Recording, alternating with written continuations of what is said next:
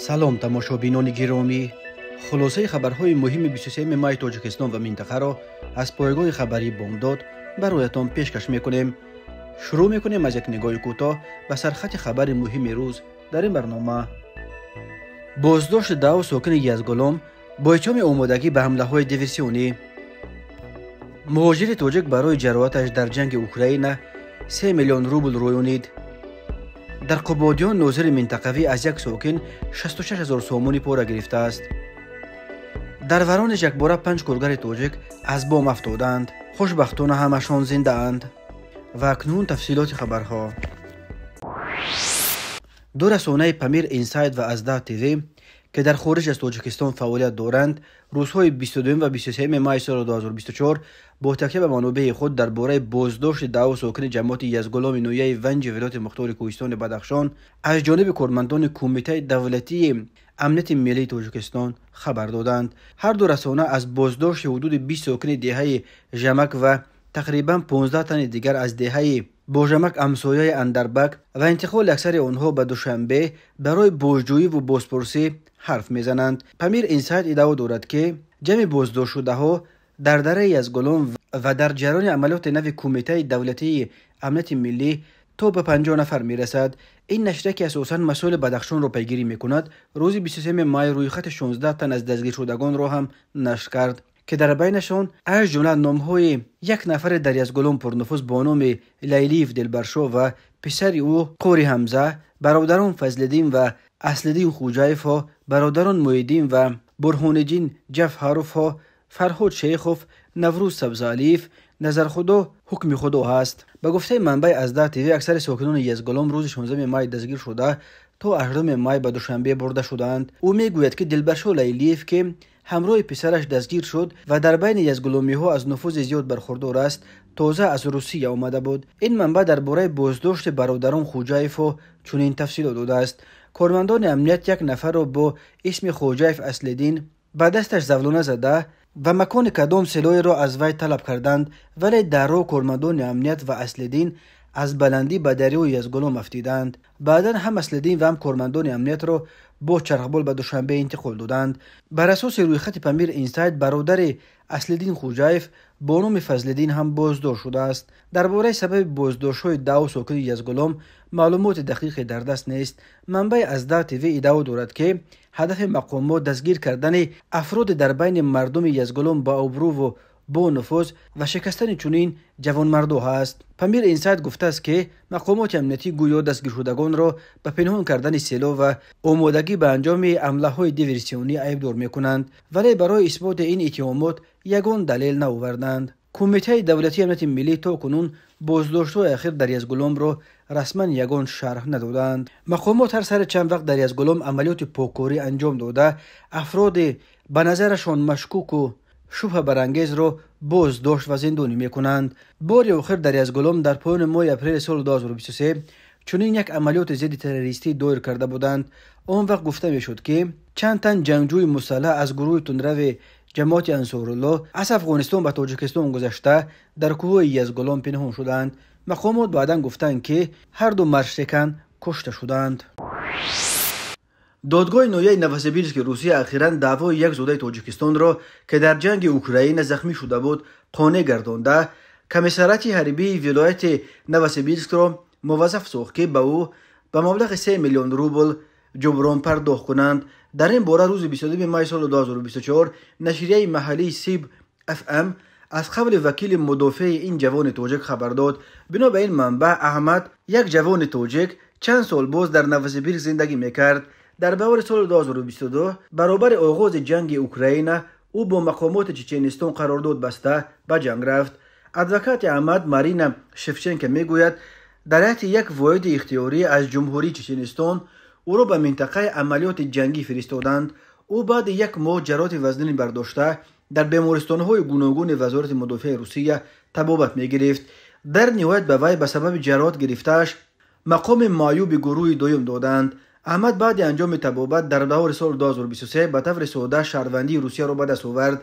برای جراحتش به او جبران از طرف والی ولایت جدا شده را هم بدون چون و چرا دادند، ولی او 1 سال تمام دواتاز کرد تا جبران را که پرزیدنت روسیه برای مجروح مقرر کرده است بگیرد. از بس که احمد خدمتچی حربی نبود، برای جبران به کمیسریات حربی ولایت نوسیبیرسک مراجعت کرد ولی جواب رد گرفت. سببش گویا این بود که او هنگام زخمی شدن با وزارت مدافع قرارداد نداشت. در پی پاسخ رد، احمد به حقوقدان ماریا شفچنکو مراجعت کرد و با کمک او به دادگاه نویه نوسیبیرسک عریضه دعواگی داد. به شفچنکو و احمد میسر شد که مرافعه را ببرند. مارینا شفچنکو میگوید با قرار دادگاه نویه نوسیبیرسک طلبهای احمد قانع گردانیده شده.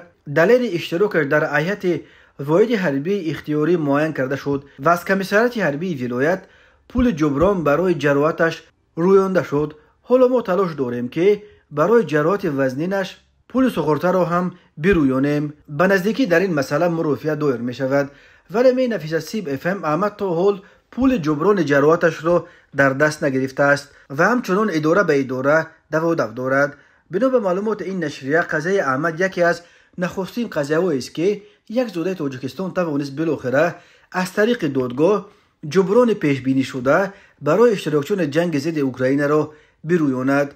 سیب اف می نویسد چندین اشتراکچی دیگر این جنگ در روسیه همچنان سرسختانه اسویا نامش میبرند، هیچ نمیتوانند حقوق خود را از کمیسریات‌های حربی به دست بیارند. با کروس تاجیکستان روز 23 مای سال 2024 از انجام تفتیش پیشکی پرونده یک کارمند میلیت نویه قبادیان خبر داد که از یک ساکن 66,000 سومونی یا تقریبا $6,000 پول گرفته است. بنا به اطلاع مرکز مطبوعات اگنتی، در نتیجه گذرانیدن چهاربینی اپراتیوی جستجویی معین کرده شد که دولتزاده در وظیفه ناظر منطقوی شعبچه حفظ ترتیبات جمعیتی شعبه وزارت کارهای داخله در نویه قبادیان کار فعالیت نموده.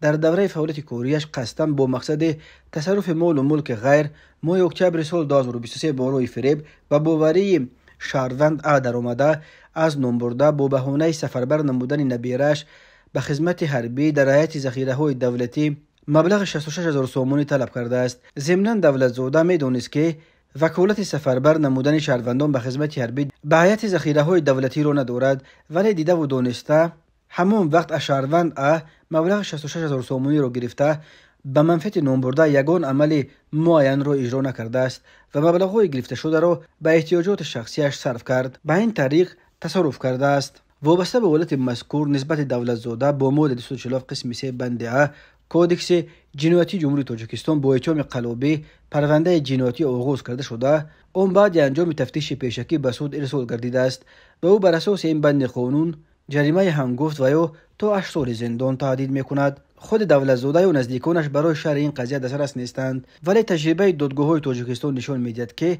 اکثر کارمندان دولتی که پرونده هایشان با اتهام قلابی جمع بست کرده می شود در نهایت با پرداخت یگان جریمه از جوابگری خلاص می شوند. باور می رود که این حکم‌های سبک در عوض پوره‌های گران به دست می آید. اما چون این صورت حال به عقیده ناظران امور تاجیکستان هیچگاه نمی تواند با کروپسیا که به یک تهدید جدی در راه پیشرفت تبدیل یافته است پیرو شوند. تاجیکستان از دولت‌های اعظم فسادزده دنیا به شمار می رود. در ردبندی امساله سازمان شفافیت بین المللی تاجیکستان یک باره 12 زینه پایان رفته در بین 180 کشور در مقام 161 یعنی در بین 20 دولت اعظم فسادزده دنیا جا گرفت.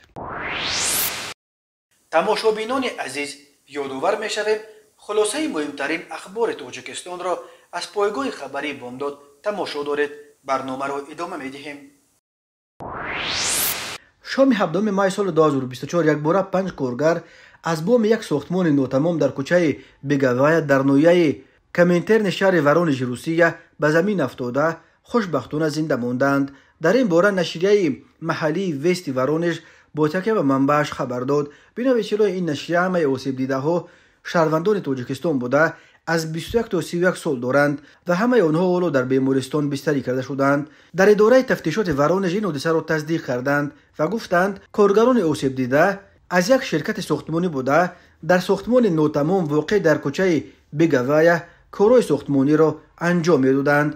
در رابطه با این حادثه سنجش ادامه دارد. بر اساس نتیجه های تفتیش در مورد کشوده یا نکشودن پرونده تصمیم گرفته خواهد شد. گفتند در ریاست تفتیشات ورونژ تفصیلات دیگر حادثه و وضع سلامتی این 5 کارگر و مشخصاً چه جراحت‌های برداشته آنها معلوم نیست. خود این کارگران و نزدیکان آنها برای شرح قضیه دسترس نیستند. شرکت کارفرمای آنها همین طور جمعیت تاجیکان ورونش تا کنون این حادثه را شرح ندادند. هر سال بیش از 1 میلیون از اهالی قابل کار تاجیکستان برای جستجوی کار به روسیه می روند.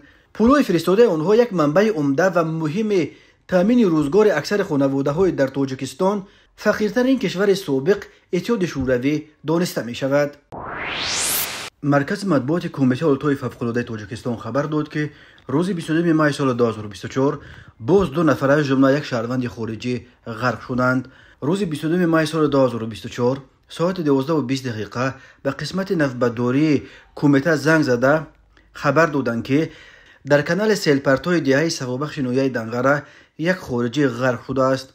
نجات بخشان به جای حادثه آمده معاین کردند که یک گروه دانشجویان در اینجا آبازی میکردند و به گفته آنها یک همسابق آنها از بی‌احتیاطی غرق شد.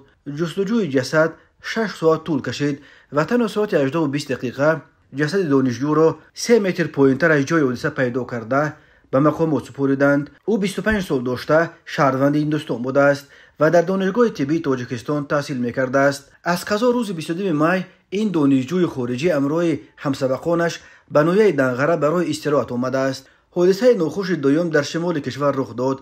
نیمه دوم 22 مای تقریبا ساعت 17:30 ساکن 30 ساله شهر بوستان ولایت سوخت که با قدرتسیکل در بحر تاجیک شنا میکرد به دلیل رعایت نکردن قاعده‌های بی‌خطری دچار صدمه گردیده و غرق شد. نجات بخشان ریاست ولایت‌های فوق‌العاده ولایت سوخت به جای حادثه آمده تا ساعت 21:30 جسد این جوان را جستجو کردند، ولی بی نتیجه. جستجوی جسد صبح 23 مای از سر گرفته شد.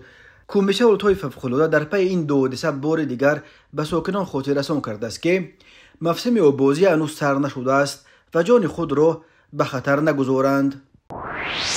با استناد به اگنتی هواشناسی کشور به شهروندان و مهمانان مملکت اطلاع می‌دهد که روزهای 24 و 25 مای سال 2024 در جمهوری باران‌های پرشدت و رعد و برق و ژوله پیش بینی شده است.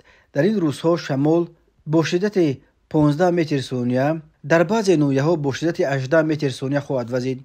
چنانچه در حدود ولایت ختلان روزهای 24 و 25 مای و شب 26 مای باران شدید می‌گیرد و احتمال رعد و برق وجود دارد.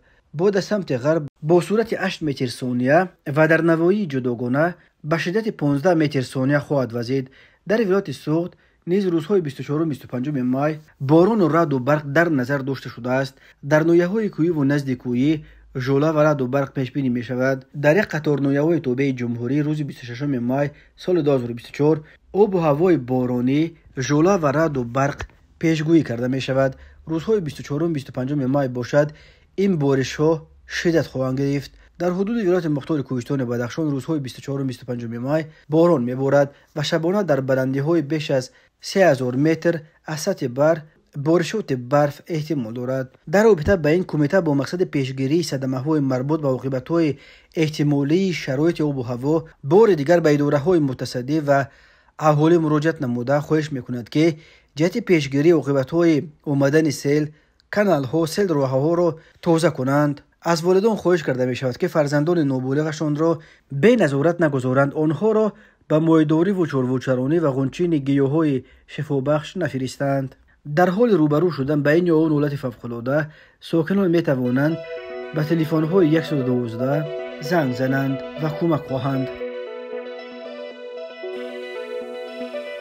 تماشابینان عزیز و گرامی، این بود مرور به خلاصه چند خبر مهم امروز تاجیکستان. خبر و گزارش‌های بیشتر از تاجیکستان و درباره تاجیکستان و اطراف آن را در سامانه پایگاه خبری بامداد در این نشانه پیگیری نمایید: www.bomdad.com. خوش باشید.